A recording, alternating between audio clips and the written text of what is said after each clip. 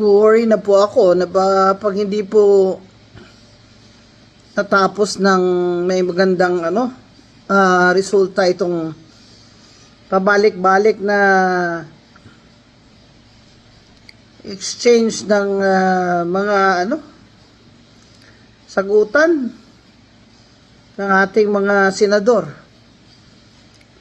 at ng embassy ng China. Nag-worry ako na baka maka-affect ito sa trabaho ng around 200,000 na Filipino overseas workers sa Hong Kong. Nagpunta po ako doon at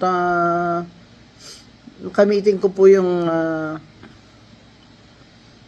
mga grupo doon, kanya-kanyang grupo ng sari-saring probinsya, sila nanggagaling. Ang dami po talaga nating Pilipino doon na siyang bumubuhay sa kanilang mga pamilya dito sa Pilipinas. Pag-aaral ng mga bata, ng mga pamangkin, gamot ng mga magulang, pang-araw-araw na pagkain at pangangailangan ng kanilang mga anak. Baka naman po mangyari na ihinto ang kanilang pagtatrabaho doon sa Hong Kong, ihinto ng China. Kaya sana po ay may diplomatic na solusyon na ito. Siguro naman nag-intervene ng Department of Foreign Affairs. At yung si Tariela ng Coast Guard ay tumahimik na muna. Mag-shut up na muna kasi hindi na nakakatulong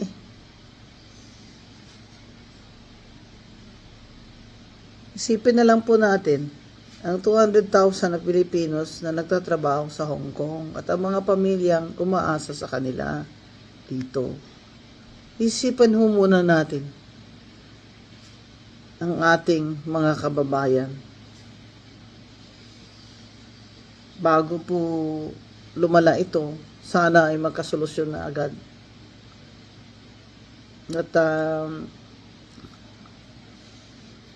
it looks like itong problem na ito ay kailangan na pong nag-intervene ng Department of Foreign Affairs. Hindi naman natin mahinto yung mga senador natin kung resolution sila. Yung feeling naman nila na gabyado tayo o gabyado ang Pilipinas.